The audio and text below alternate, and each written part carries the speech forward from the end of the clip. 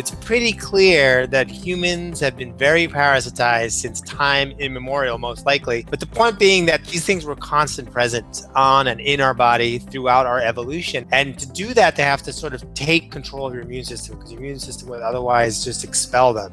So you can imagine that we've evolved with this constant pressure on our immune system. The pressure is basically a pro-tolerogenic, to use a sort of jargonistic word, but that just means that it's convincing your immune system to tolerate things. We have outsourced some of our development of the circuits of our immune system that help you hold back your firepower, that help you control your responses, to help you not melt down.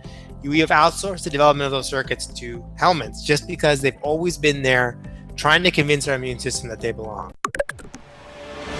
Hey folks, welcome back to High Intensity Health Radio. It's your host, Mike Mutzel, and I'm super excited to be live with Moises Velasquez Manoff. He's the author of this amazing book, which I can't recommend enough, called An Epidemic of Absence. Hopefully you can see that. The subtitle is A New Way of Understanding Allergies and Autoimmune Diseases. And today we're going to talk about the details of that. And Moises, I think a great launching place would be give us an overview of the disease scape. As you know, the microbiome is such a hot topic right now. It's kind of almost a kitchen table topic, but as we were talking about offline, a lot of folks are kind of ignoring the helminth side, the parasites, and these are the other quote unquote microbes that inhabit our gut and contribute to immune system regulation and immune system tolerance. So maybe give us an overview of this landscape so we can kind of launch and take a deep dive. Of the diseases that we're talking about? Of the diseases and the role that helminths play. Gotcha. I guess okay. The evolutionary perspective, like how our immune system evolved with these bugs and suddenly they're not there anymore, and how that's affecting the predisposition towards autoimmune inflammatory diseases. Yeah. Well, there is a little sort of subfield of archaeology that studies fossilized feces called coprolites. And the reason why it's pertinent to your question is because basically anywhere they look at fossilized human feces in latrine pits or in mummies or what have you, it's pretty clear that humans have been very parasitized since time immemorial, most likely.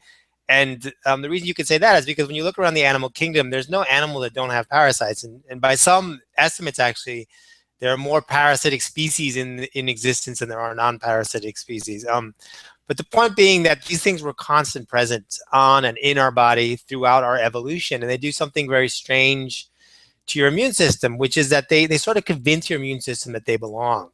That's how they survive. I mean, their life strategy is basically to take up long-term residence in your body for a few years, depending on the species, 2 to up to decades for some of the schistosome species. And that whole time they're sort of feeding off either your food or off you or something like that, and shedding eggs. And those eggs then go out into the world and hatch or become infected larvae and then find new hosts. So, but they're a long-term strategy, and that's as opposed to like a cold where it's just a virus that gets in your body, replicates like mad, and then your immune system basically evicts it. These organisms have a very different strategy, which is that they live for a long time in your body. And to do that, they have to sort of take control of your immune system, because your immune system would otherwise just expel them. So you can imagine that we've evolved with this constant pressure on our immune system. The pressure is basically it's pro-tolerogenic, to use a sort of jargonistic word, but that just means that it's convincing your immune system to tolerate things. And so there's this influence pushing your immune system towards tolerance that's been there since time immemorial. And that if you think of other things that we've had since time immemorial, you actually sort of become dependent on them to have normal physiological functioning. And one of the examples I use in my book is that of vitamin C, just that like all other vitamin C is absolutely necessary for certain cellular processes. And most other animals actually generate their own vitamin C. Primates, for some reason, lost that ability. And the idea is that if you have a fruit-rich diet, you no longer need to manufacture your own vitamin C, or better explained, if that gene that helps you manufacture vitamin C just mutates, stops working, there's no cost. There's no cost to your fitness because you're eating plenty of fruit. In that moment, you become dependent on this external, you basically have outsourced your vitamin C production to plants. And that's what primates have done. The same thing can be said of our immune system. We have outsourced, at least the theory goes, some of our development of the circuits of our immune system that help you hold back your firepower, that help you control your responses, to help you not melt down. We have outsourced the development of those circuits to helminths just because they've always been there trying to convince our immune system that they belong forever. That's really fascinating. In your book, you talk about switches. And so we have a broken off switch. And so is that right? And then talk about the T regulatory cells. So it's my understanding after reading your book and after reading a lot of the microbiome and autoimmune research is the T reg cells are very important in the induction of this immune tolerance. And that's really kind of the mechanism by which these helminths and parasites work. Is that right? Yeah, that's one of the mechanisms. I think it's one I focused on in the book because it was concrete and they're real and the people they're getting studied. But the truth is that actually it seems like every cell subset has a regulatory version. So like there are B regulatory cells now. The dendritic, the cells that are sort of the front line of your immune system that are the ones that when there's some invader in the way, they grab a chunk of that invader and then go and educate the rest of the immune system. They're called dendritic cells. Those also have a regulatory version. There are other ones called macrophages that eat cells. They have a regulatory version. So basically your whole immune system, every subset has a regulatory version. But yes, there's plenty of research on these T regs, and a functioning sort of subset of regulatory T cells as opposed to attack cells. I mean, there are various ways to imagine them. You can imagine them as officers in an army. Like they tell the rank and file what to attack and when to hold back. You can imagine them as, you know, in those K9 units, the officers that hold the dogs on the leash. Yeah. You can imagine them like that. But like there's usually, it's thought that around like 10 to 15% in a healthy person of your T cells should be regulatory T cells, meaning the rest are attack cells. And numerous studies show that if you remove those cells, the attack cells just go crazy, causing not just autoimmune disease, but overreaction to any kind of immunological stimuli, like a cold or whatever. You just sort of melt down. Your immune system is totally unleashed on everything.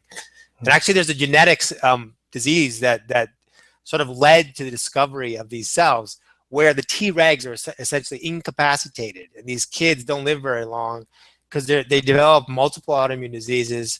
They get a cold, their whole immune system goes haywire. And this sort of highlighted the importance, maybe for the first time, of this subset of T cells in controlling your own immune response, and also in highlighting that your immune system is dangerous to you, even though your immune system also protects you. It can, in too much, in too high quantities, if the firepower is too great, you're the one who suffers. You know, you basically shoot yourself in the foot. Mm-hmm. Yeah, fascinating stuff. But it's not just the immune system, and that's what I love about your book, where you talk about the helminths actually control levels of hormones, and you get into, I think was it Ethiopian people or people of northern Africa when they moved to the UK, their progesterone levels were different. And so talk to us about kind of the ceiling of hormones, because so many people right now, obviously autoimmune is a huge area of focus and allergies and so forth of your book, which I want to dive into. But before we forget, I want to talk about hormones and how these helminths control or affect our hormonal axis. Yeah, you know, the bigger story, I think, is that people are realizing that the systems in our body are not separate. So your endocrine system is not separate from your immune system. And there are good reasons, like in terms of if you're in a energy sort of limited environment, that if you're spending a lot on fighting off infections, you're going to spend less on other things, right? Like you're only getting, you know, 1,500 calories a day or something. So you chronic sort of all sorts of chronic infections, that's a cost to your immune system. Your immune system is using energy, using some of those calories to keep some of those those infections at bay, to defend the body. So that means there's less to invest in other areas like procreation, which is you know, your hormone levels are linked to.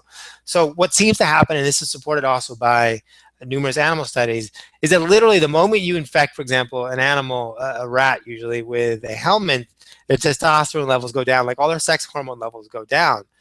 So this also, when you study human populations that grow up in environments with lots of infections and lots of parasites, their hormone levels seem to be suppressed relative to westernized populations. And that doesn't always correspond necessarily with a reduction in fertility.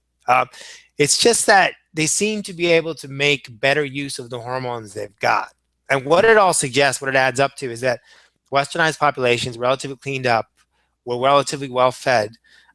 We've gotten rid of all those those old diseases, especially the parasitic ones, is that we have this kind of like unprecedented hormonal exuberance that, in terms of our evolution, is a total novelty for our bodies.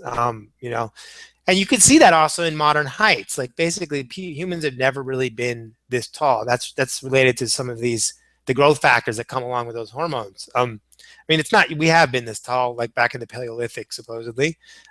We were pretty tall then, but for the last 10, 12,000 years, we've been pretty short because we've been sort of beset by food shortages and also by infections. What this adds up to is that a lot of the Western cancers, particularly the ones that are of their reproductive organ cancers, the breast, of ovary, of prostate, testicular, they have gone up in the West. It's always been a question of whether it's a better diagnosis or not. But what these studies suggest that actually, no, our bodies are different, and part of the answer to that question of why they've gone up has to do with that hormonal exuberance, since a lot of these cancers are sort of responsive to high hormone levels. Very fascinating.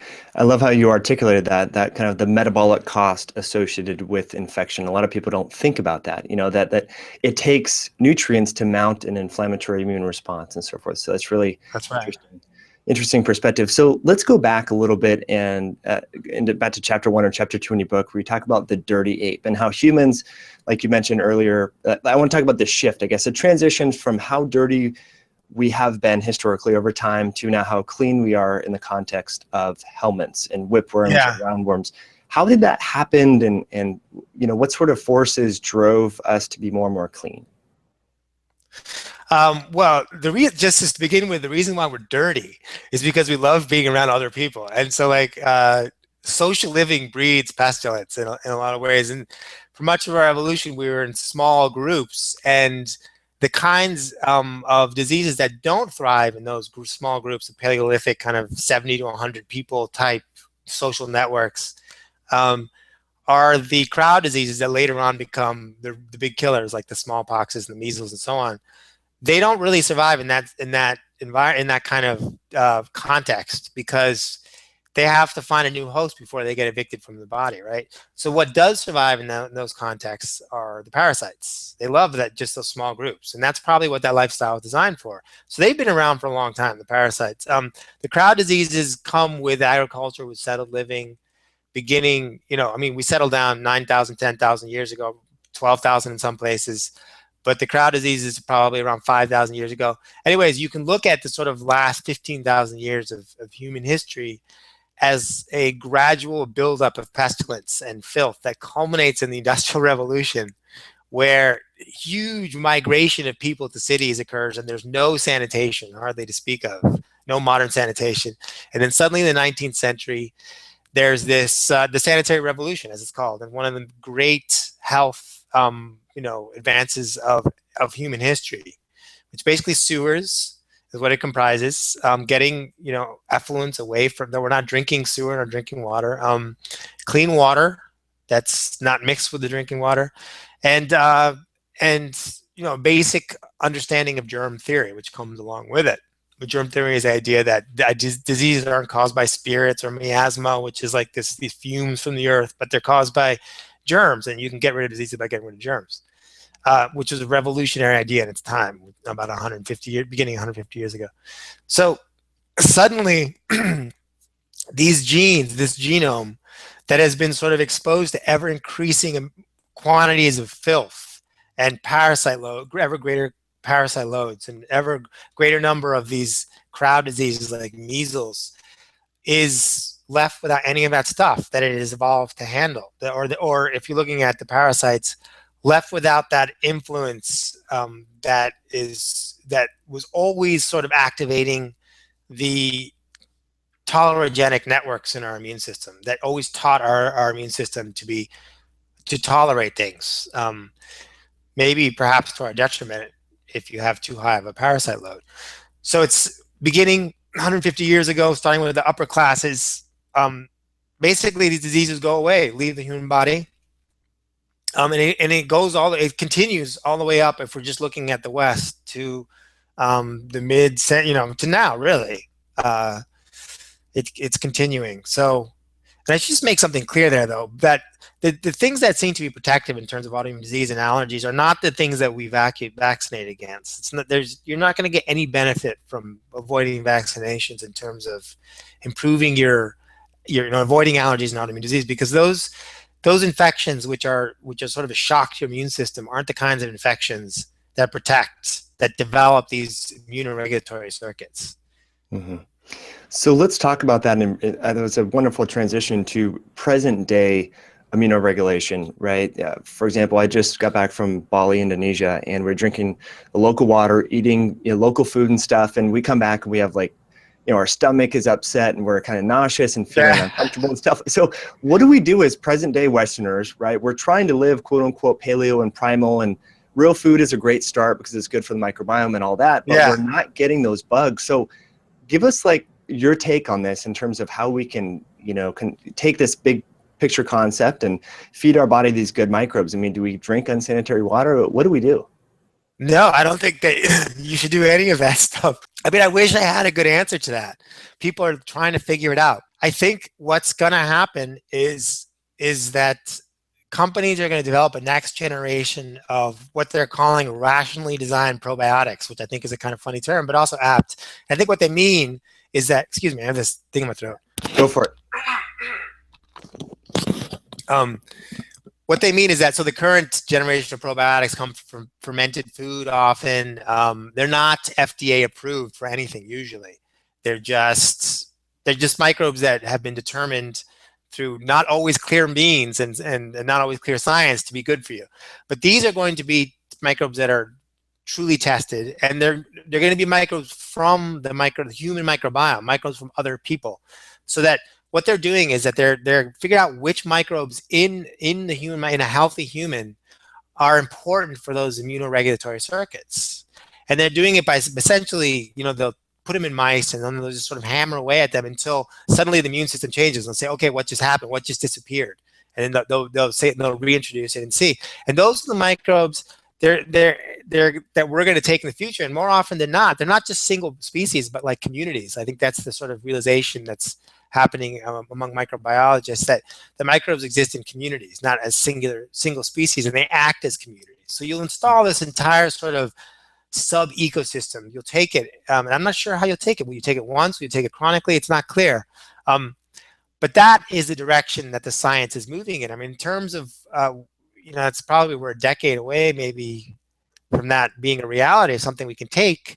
The best thing to do right now is just to eat enough soluble fiber, which means vegetables, fruits, nuts, veggies, because we already know that's good for you, right? I would love to tell you, yeah, go ahead, go find the guy who lives the most natural existence you can imagine. Go find him. He lives in the Amazon, and give yourself a fecal transplant from him, right? I would love to tell you that, but most likely you're going to make yourself sick, because that person is going to carry all sorts of bugs that that may not do anything in him, but because his microbiome is different, maybe it's more diverse, his ecosystem is different, because he also has a different sort of life history, they're going to potentially hurt you dramatically. So I think it's worth being cautious, because if you get some of these things in your microbiome, it's not easy to get rid of. Microbes, unlike parasites, are self-replicating inside of you. So caution is warranted in terms of, but on the other hand, let me backtrack there. The things that have been shown to be, that we know that are probably not that bad for you, that have shown to be protective, are exposure to livestock, like in cow sheds. But the caveat there is that some studies suggest that if you are a city dweller and you just go occasionally to the livestock barn, it actually has the opposite effect that what you want. It actually promotes your it sort of potentiates your allergic liability, so to speak. Like the idea being that you're just getting this little hit here and there. It's not this chronic sort of stimulation, which is what you really need. But like if you want to move to a dairy farm, that's probably going to do you good. It's probably do your kids great. I mean, all the studies suggest it will, and it doesn't. What's the downside there? Maybe I don't think there really is huge downside. The other one is owning a dog. A number of studies show that dogs prevent allergies in kids, and it's most likely because they diversify the microbiome of the house and that you're exposed to, and that they bring in outside microbes. And then there's some scientists here, or a scientist at UCSF actually, who sort of identified the lactobacilli species that they contribute to the microbiome of your home, and sort of put them in mice and shown how they're protective against allergies. Incidentally, it's actually not direct. It seems it's indirect. It's by they stimulate your immunity against cold viruses. So you're getting a kind of probiotic that works as a kind of vaccine. It's not a vaccine, but it's sort of a semi-vaccine against colds. And colds, certain rhinoviruses, are associated with positive development of asthma. That is, they seem to potentiate your asthma and your allergies. So that's another possibility of things you can do. But and the third, of course, is just getting outside, getting in the dirt. It's probably not going to help, but it most likely won't hurt either, and you just never know.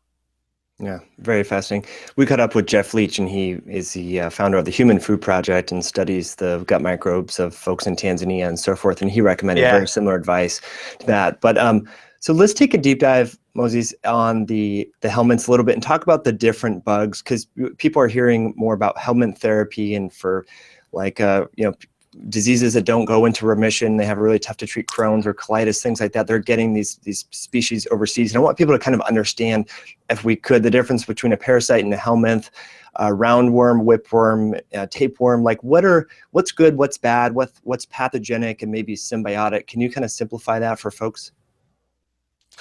Well, they're all technically parasites. So the definition of a parasite, basically, the simple definition is that it's taking something from you. That's actually not the sort of old definition. But in any case, they're taking something from you, not contributing to the whole. But this whole theory of parasites being there constantly in our past and sort of being a necessary component of how our immune system develops healthily complicates that idea a little bit, because so maybe they are taking something. Maybe a hookworm sucks your blood, sucks a few drops of blood a day, right? That's definitely taking something from you. But if you, in the bigger picture, it's also necessary to have that sort of influence, that even some of that damage possibly, so that you're developed properly, to have some of that hardship. Then is it really a parasite, or is it more of a kind of symbiote? It becomes a little confusing. You can go out there, you can find plenty of people who say these are all symbionts. Usually people involved in the sort of underground of people who are self-treating with, you buy off internet provider. I actually have a story in the works on this community of people. I would just say be skeptical. Just remember they're taking something from you, and they're not entirely benign. It doesn't mean that they can't treat these diseases. Now, to get to the actual scientific evidence of them treating the diseases, it's actually very poor at this point. The one organism that has been studied in a scientifically rigorous way is the pig whipworm, Trichuris suis. It seemed to be almost miraculous in these studies, which were published in 2005, I think, as I recall, and it just had this tremendous promise. Then this company called Coronado Biosciences tried to bring it to market. They did larger studies and total failure, and didn't work at all. No one really can explain it, and I think probably one very likely explanation is that it doesn't work. And who knows about the earlier studies? I mean, there are criticisms of the study, the way it was conducted, but I think we have to accept the possibility that it doesn't really work, and we have to understand that the real prediction of the theory is that if you grow up infected with parasites, that these diseases like allergies and some of the autoimmune diseases aren't going to develop. They're less likely to develop. That's the prediction of the theory.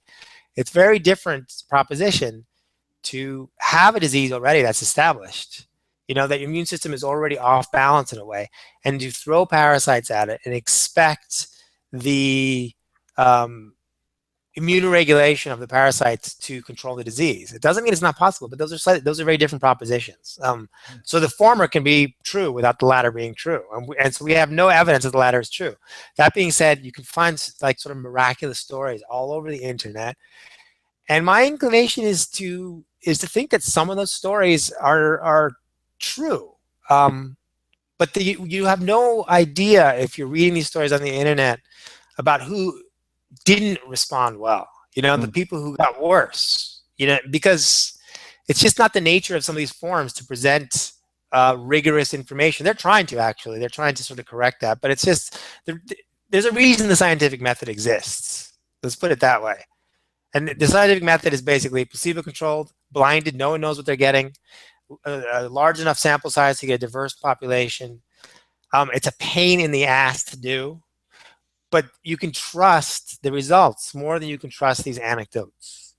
So the state of whether or not helminths actually cure disease, I think it's unknown at this point, and the evidence is actually against it if we're to believe this trial that was big enough to be well powered.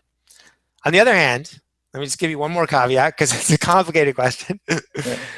There was this very interesting small study out of the guys in Australia who are working with hookworm. And so their contention is that this organism, the pig whipworm, is not adapted to the human body and therefore was never going to work. Even though, forget those early trials, they say it was never really going to work.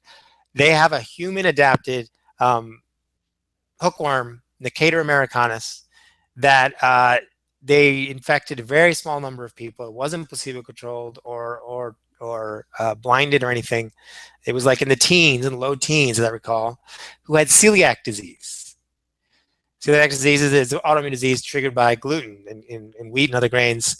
And what they did was they used that influence, the tolerogenic influence of the parasites, to do a kind of desensitization to gluten. So they fed the volunteers over the course of a year ever-growing quantities of gluten. And by the end, these people who had celiac were eating a bowl of like the equivalent of a bowl of pasta with no problem. I mean, which I think is absolutely remarkable. Still a small study, has to be replicated. Actually, they got funding for a larger study. But the really interesting part of the component of that study is they also looked at changes in the microbiome. Hmm. Have you seen this study? Not that study, but in preparation for this call, I did read about the correlation between helminth infection and microbiome diversity. So I'd love for you to kind of expand upon that because I want to talk about that. So they saw increased richness over time, basically. So, there's this idea that ecosystems generally, when they're more diverse, are healthier. There's an idea in microbiology that the more diverse microbiome is healthier. I think, honestly, if you look really closely, the reasons why that people assume this are not always clear. But I think that the sort of ecological underpinnings are sound. Like diverse ecosystems are generally healthier, more productive, less prone to disturbance, less prone to invasion. So in people, and anyways, in these celiac volunteers, they had a sort of other studies have shown that people with celiac have a kind of impoverished microbiome, and it's a question of, is it a result or is it a cause?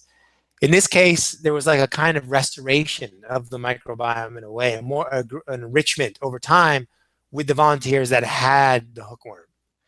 So they don't, there's an interesting interaction emerging between helminths and the microbiome, where in animal studies, helminth infection, and by animals I mean rodents, helminth infections actually seems to not only increase the diversity, but increase the metabolites of the microbiome that are thought to be healthy. So they're like certain fermentation byproducts. There are short chain fatty acids like butyrate and acetate.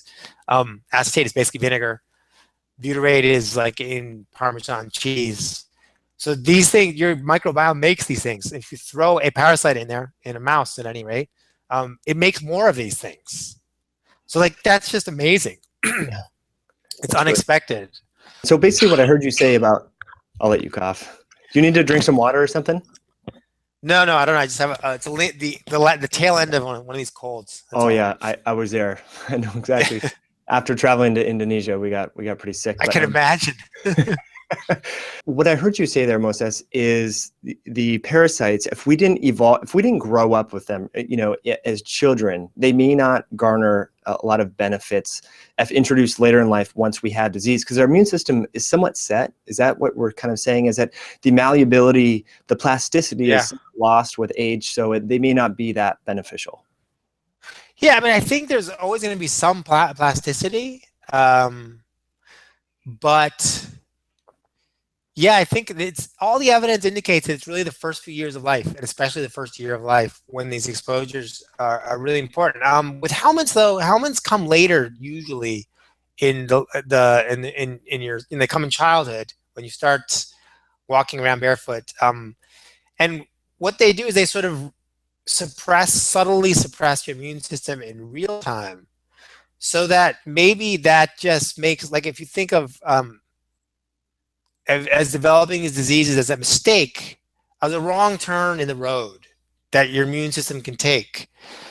Having these elements present keeps you more likely to stay on the right path so that you never develop these diseases. I mean, I should point out, you sent me that study on Ethiopia, and it alluded to this. There is a sort of long-standing debate in the literature on whether helminths can actually cause allergies in particular, because, I mean, it has to do with the fact that if you have a helminth infection, all these subsets of cells in your body that have to do with allergy are elevated, right? So it looks like you're having full-blown allergies, but usually those don't correlate to actual clinical allergies. It's just that, well, I mean, I don't know if this is another part of the book, but so the part of your immune system that gives you allergic disease is also the part of the immune system that evolved to deal with helminths. So that if it's sort of occupied with dealing with helminths, it doesn't give you allergies. That's the theory.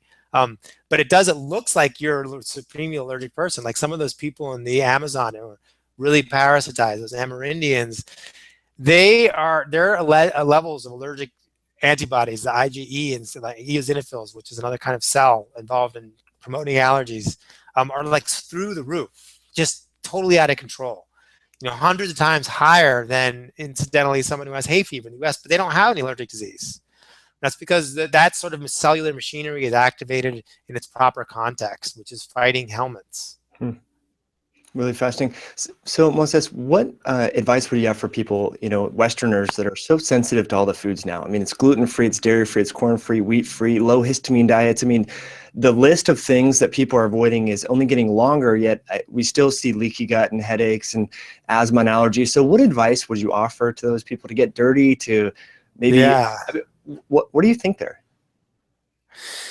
I don't know. Again, it's this question of there's nothing that's been proven yet. I mean, a lot of this stuff is, I think a lot more people think they have gluten problems than really have them. But on the other hand, I also feel like if you feel like lousy and crappy, whatever makes you feel better, even if you can't explain it, it's worth doing. I just feel like, you can cause other problems by going on a gluten-free diet preemptively without knowing. I mean, if you think you have celiac, you should go get tested. A bottom line, because celiac is a serious disease. But make sure you're eating right. If you're avoiding gluten, for example, that you're getting everything you miss, all the nutrients you miss if you avoid gluten. But more broadly, what you can actually do to improve your health, it's really hard because none of this stuff has been tested, and I feel like it could be just nuanced enough and just wrong enough, some of these theories, that if you don't account for some of the nuances, you could cause more problems than you fix. So that's why I don't recommend that everyone go out and go find a parasite necessarily. Mm-hmm. Let's share your experience because you did that, right. I believe, right? Which I did, right? Yeah. My experience was interesting. It was. So I went down to Tijuana, to one of these places that gives you parasites. I got 30 Necator americanus, the human hookworm.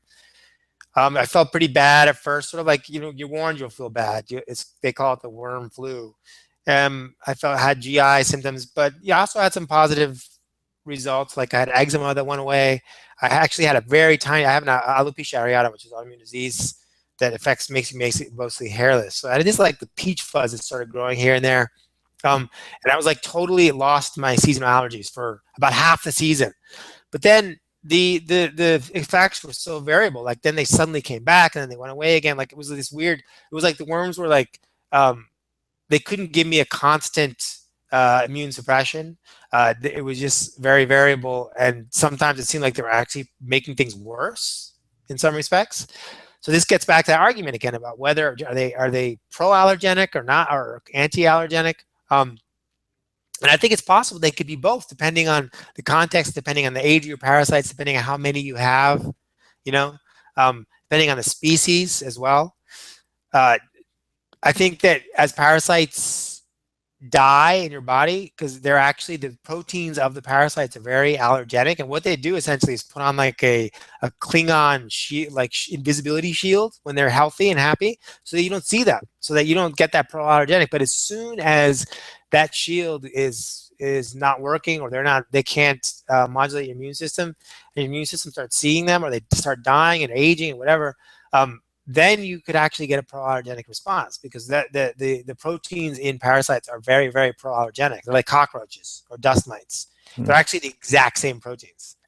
So anyways, I had this interesting experience. For me, unlike many of the people whom I interviewed, the cons did not, that is, the cons did outweigh the pros. There was too many symptoms. It was too variable, and wasn't predictable enough. But again, I don't have multiple sclerosis. I don't have inflammatory bowel disease. I don't have these other very, very serious conditions that are also can ruin your quality of life, and I have basically a cosmetic condition, and if that is your baseline, if the pain of Crohn's is your baseline, maybe like the symptoms I experienced are not a big deal. That occurred to me. I also think there's a lot of genetic variability in the human family. People's response is very, very different. There's actually scientific evidence of that. And so how you respond is dependent to some degree on the particular gene variants you carry in your immune system. So I responded kind of forcefully, like unpleasantly for me. Right. Other people like have no problem. I interview people that say, "Oh yeah, I took 50 and I never had any side effects." I'm saying, that's crazy. Yeah. Oh, that's really interesting. What came to mind as you were talking there, Moises, was Lyme disease and Borrelia and Babesia and some of the different Lyme co-infections. With all the experts that you interviewed and folks that you talked to, is there any correlation between helminth therapy parasites and lack thereof and the expression or susceptibility for Lyme? I haven't found any science of that. I've thought of that myself, but I don't have any good science on it. I mean, so one theory about Lyme, one emerging theory, is that it actually is a kind of, it triggers an autoimmune disease, right? So that the lingering symptoms of Lyme disease are actually kind of autoimmune disease, because often they can't find the bacterium, but there's like maybe some joint inflammation or what have you. And there was a study a few years ago where there was like bacterial fragments left over that your body's still attacking, possibly.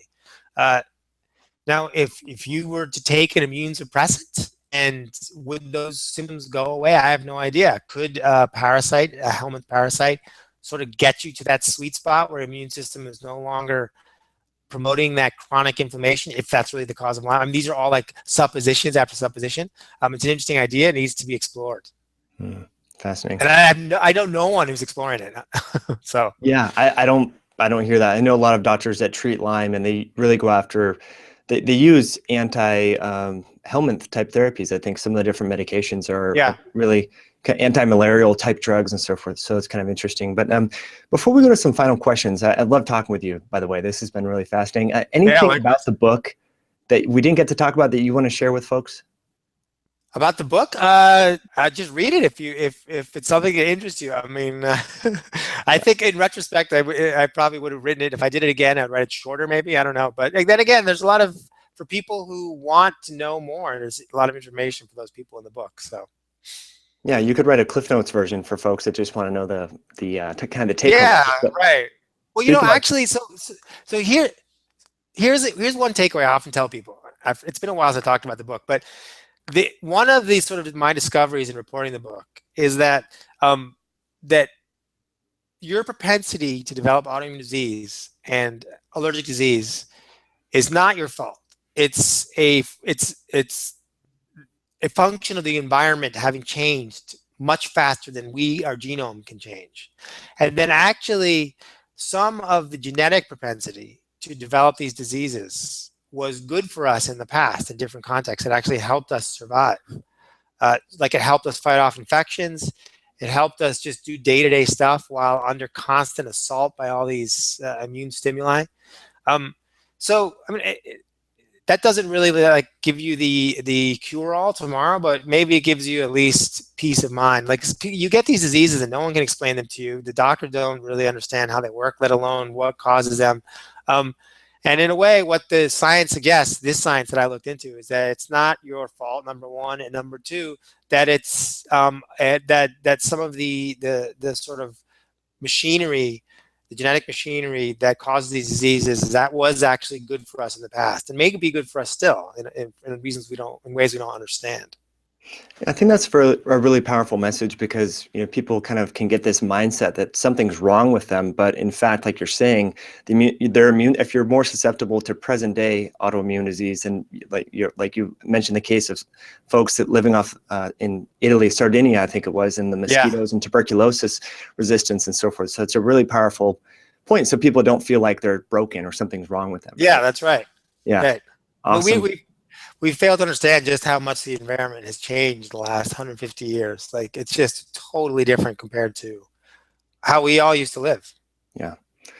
Love that, Moses. So we want to get to know you a little bit better, and that's kind of the purpose of ending the discussion this way. So if there was one nutrient, herb, or botanical whole food substance that you just could not live without, you feel that it's very beneficial and most people should take it, Moses, what would that be and why? Yeah, yeah, I saw that question. That's a tough one because I don't really. I've been playing around with this probiotic called Saccharomyces boulardii. It's actually yeast, and Mhm. it makes you feel better. It can do, this is an old generation of probiotics. It's supposedly not as good as the ones to come. The other one that I found to be helpful is, interestingly, there's an essential oil from lemon rinds called D-limonene.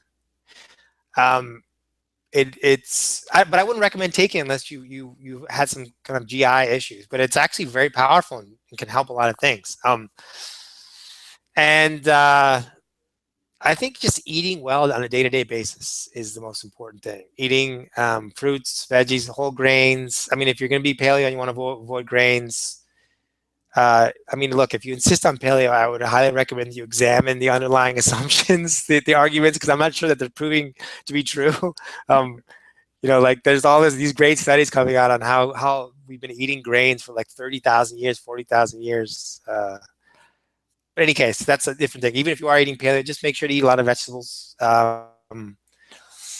Exercise. I think the science coming out on fasting is really interesting. Intermittent fasting. Maybe you followed some of that. Mm-hmm. Yep, very fascinating. Like it activates all this healing machinery, cellular machinery, and it's healthy for you for reasons far beyond than just restricting calories. It seems to be. Yeah, yeah, really interesting discussion there.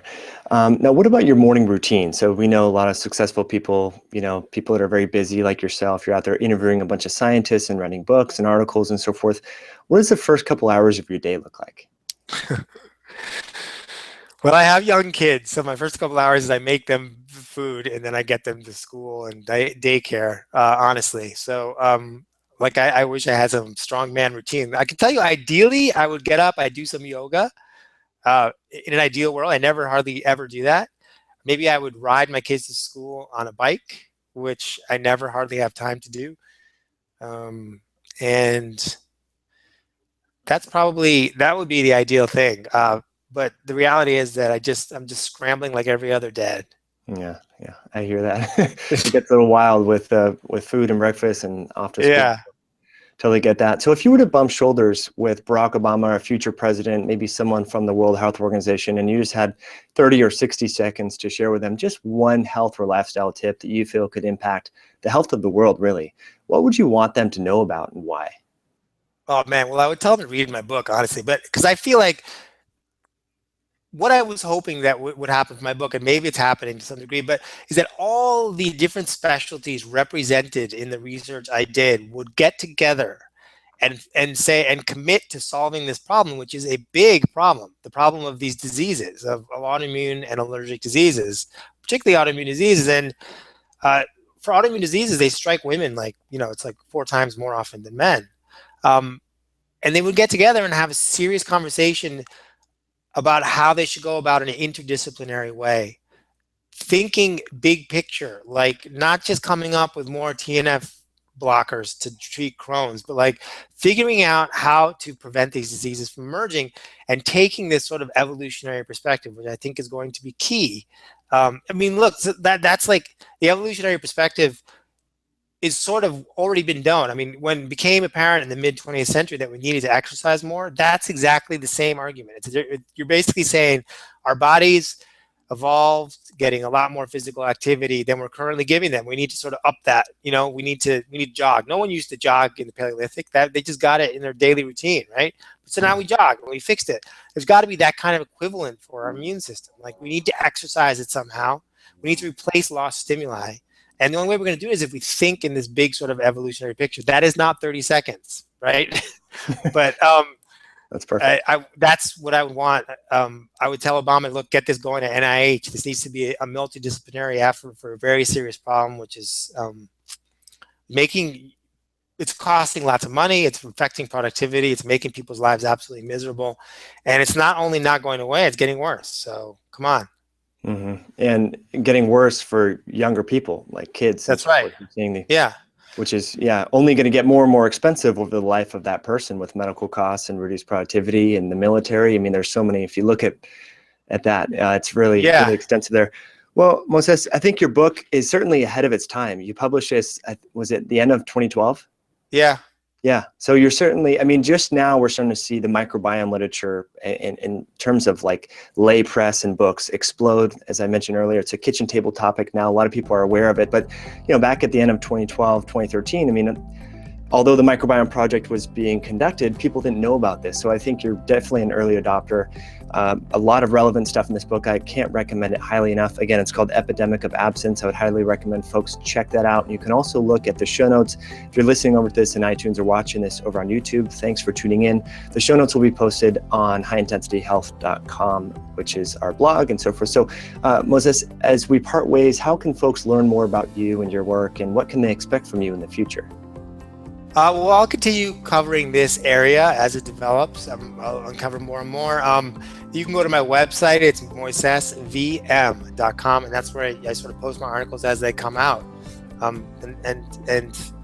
mean, I'll continue watching it. I think it's interesting, and I also think that there's hype. There's a lot of hype, especially in the microbiome. But I don't think that we should let the hype blind us either. To the real possibilities, and hopefully they're forthcoming soonish, and that won't take too long. Well, keep up the great work. Thanks for writing such an amazing book, and hope you have an awesome day. Hey, thanks for having me.